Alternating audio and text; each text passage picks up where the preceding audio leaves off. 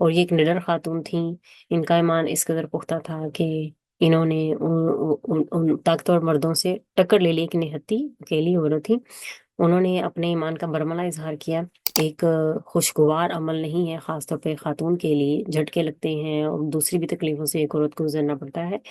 تو انہوں نے انہیں اس اونٹ پہ بٹھا دیا اور مسلسل صحرا میں سفر جاری رکھا۔ ان کو پانی کا ایک قطرہ تک نہیں دیا گیا۔ جب یہ مکہ میں پہنچی ہیں تو نبی صلی اللہ علیہ وسلم کے پاس حاضر ہوئی ہیں۔ نبی صلی اللہ علیہ وسلم کو انہوں نے اپنا واقعہ بیان کیا ہے، اور نبی صلی اللہ علیہ وسلم کو انہوں نے ہبا کر دیا، یعنی کہ انہیں کہا کہ میں خود کو آپ کے لیے پیش کرتی ہوں۔ ہم بات کرتے ہیں حضرت شریک، جن کا اصل نام غزیہ بنت جابر تھا، اور جو کہ یمن کے ایک قبیلے دوسی سے تعلق رکھتی تھی۔ جب اسلام کی دعوت پھیلی ہے تو اللہ تعالیٰ نے ان کی فطرت میں اسلام سے محبت ڈال دی۔ نبی صلی اللہ علیہ وسلم سے عشق ان کی فطرت میں شامل ہو گیا، انہوں نے اسلام قبول کر لیا۔ روایت میں آتا ہے کہ ان کے شوہر بھی تھے جنہوں نے اسلام قبول کر لیا، اور ان کے ہمراہ انہوں نے اپنے قبیلے سے ہجرت کی۔ ان کے شوہر کا نام ابو الاکر تھا، ہمیں روایت سے اتنا ہی ملتا ہے۔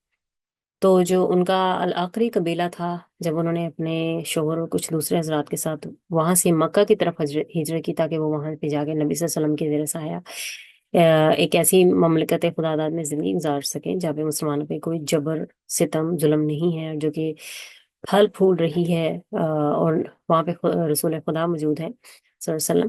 تو وہ اپنے قبیلے کے ساتھ ہجرت کر کے وہاں سے نکلی ہیں۔ ان کے شوہر کے قبیلے والوں نے ان لوگوں کو روک دیا اور کہا کہ تم لوگوں نے سنا ہے ہم نے کہ تم نے دشمن خدا، یعنی کہ ان کے جو خدا تھے ان کا اس کا دین قبول کر لیا۔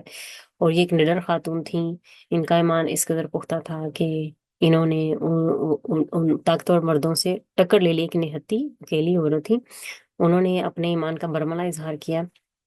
تو ان لوگوں نے کہا کہ ہم تمہیں انہی لوگوں کے پاس واپس پہنچا دیتے ہیں جن کی محبت تمہارے دل میں جاگزین ہے، اور تم اپنے خداؤں سے بغاوت پہ تل گئی ہو۔ ہمیں روایت میں ان کے شوہر کا صرف ذکر ملتا ہے، ہمیں نہیں پتا کہ ان کے ساتھ کیا ہوا، اسی سفر میں ان کی وفات ہو گئی یا اس سے پہلے ہی دونوں کے درمیان عہدگی ہو گئی یا کیا ہوا، واللہ عالم۔ یہ وہاں سے نکلی ہیں، وہ دوسی قبیلے کے لوگ ان کو ساتھ لے کے نکلے ہیں کیونکہ وہ ان کو سزا دینا چاہتے تھے ان کے سفر کے دوران۔ تو انہوں نے ان کے کہنے کے مطابق ایک ایسے اونٹ پہ انہیں بٹھا دیا جس پہ کوئی گدی نہیں تھی، اونٹ کی سواری بغیر کسی گدی کے، سڈل کے جس کو انگلش میں کہتے ہیں، ایک خوشگوار عمل نہیں ہے، خاص طور پہ خاتون کے لیے جھٹکے لگتے ہیں اور دوسری بھی تکلیفوں سے ایک عورت کو گزرنا پڑتا ہے۔ تو انہوں نے انہیں اس اونٹ پہ بٹھا دیا اور مسلسل صحرا میں سفر جاری رکھا۔ ان کو پانی کا ایک قطرہ تک نہیں دیا گیا۔ ان کو شہد کے ساتھ روٹی دی جاتی تھی، اور سخت دوپہر کے عالم موسم میں ان کو باندھ دیا جاتا تھا ایک اونٹ کے ساتھ، اور باقی لوگ درختوں کی چھایا ڈھونڈ کے وہاں پہ استراحت کرتے تھے، اور ان کے لیے پانی کا ایک قطرہ تک نہیں دیا جاتا تھا۔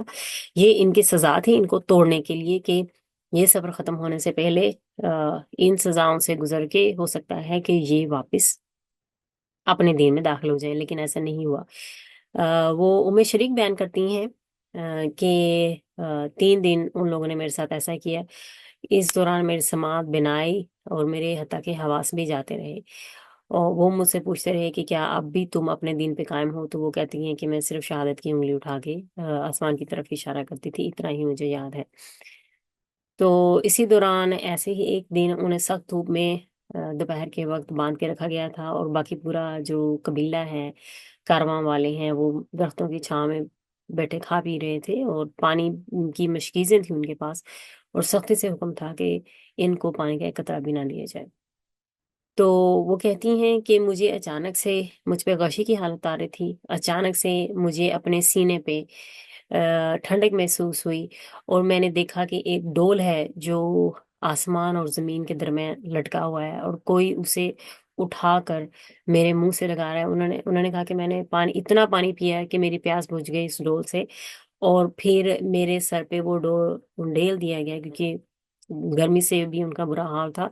اور جب اس کے قبیلے کے ان کے لوگ واپس آئے ہیں تو انہوں نے دیکھا کہ یہ پانی سے شرابور ہیں، تو انہیں فوراً فکر ہوئی کہ شاید انہوں نے رسیاں اپنی کھلوا کر یا کسی طرح سے کھول کے چوری سے ان کا پانی پیا ہے۔ وہ لوگ فوراً اپنی مشکیزیں چیک کرنے کے لیے بھاگے، اور ان کی مشکیزوں میں اتنا ہی پانی تھا، سختی سے منہ سلا ہوا تھا۔ تو یہ واپس آیا، ان سے پوچھا کہ تمہیں کس نے پانی پلایا؟ تو انہوں نے فرمایا کہ مجھے میرے اللہ تعالیٰ نے پانی پلایا ہے۔ تو اس بات سے وہ قبیلے والے اتنے متاثر ہوئے کہ وہ پورا دوسی قبیلہ ایمان لے آئے۔ یہ ایک مسلمان ایمان والی عورت کی برکت سے تھا کہ جو مشرک مرد تھے، ان کے قبیلے تھے، ان کے قبیلے کے، وہ متاثر ہو کے اسلام لے کے آگے، اسلام کے دائرے میں داخل ہو گئے۔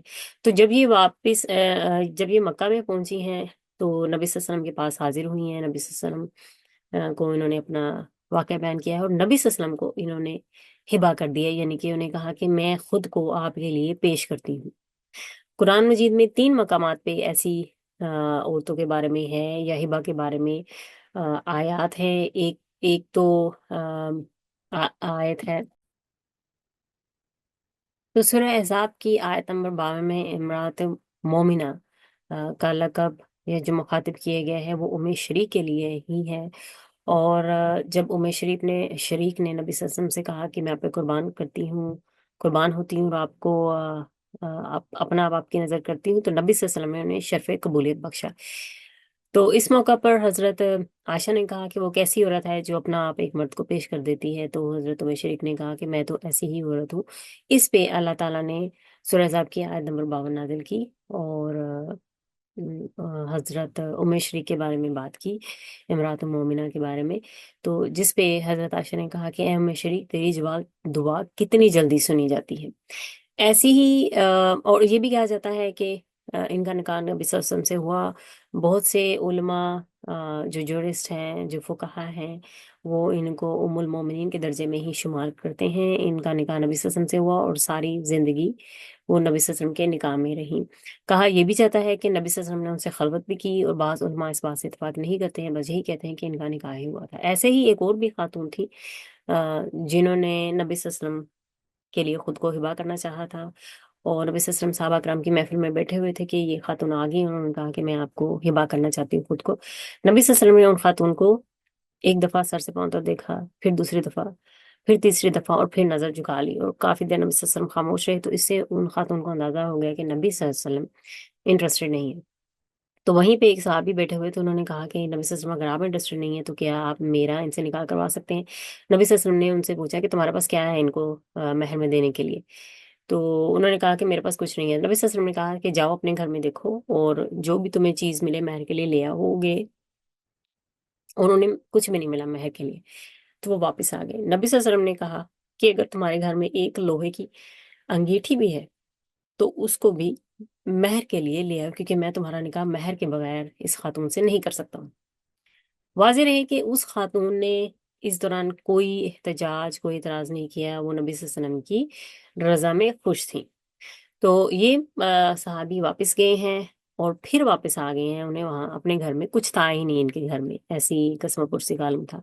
تو نبی صلی اللہ علیہ وسلم نے ان سے پوچھا کہ تمہیں کوئی قرآن کی آیت یاد ہے؟ تو انہوں نے کہا کہ جی مجھے کچھ آیات یاد ہیں۔ تو اسی کو نبی صلی اللہ علیہ وسلم نے مہر قرار دے کے ان صحابی کا ان خاتون سے نکاح کروا دیا۔ تو قرآن مجید میں 3 جگہ پہ مقامات ایسے ہیں جہاں پہ ایسی خواتین کا ذکر آیا جنہوں نے نبی صلی اللہ علیہ وسلم کو خود کو ہبا کیا، یہ کرنے کی کوشش کی، اور نبی صلی اللہ علیہ وسلم نے ان کی زندگی کی مشکلات کا اندازہ کر کے کہ صرف یہ نکاح ہی ہوگا، یہ میرے نام پہ ہی بیٹھی رہیں گی اور کسی سے بھی ازدواجی تعلق نہیں قائم کر سکے، تو نبی صلی اللہ علیہ وسلم نے اس کو مناسب نہیں سمجھا۔ صرف ام شریک غزیہ بنت جابر جن کا سلام تھا، وہ خاتون تھی جن کو یہ شرف حاصل ہوا، اور ام المومنین کے طور پر وہ نبی صلی اللہ علیہ وسلم کے حرم میں داخل ہو گئی۔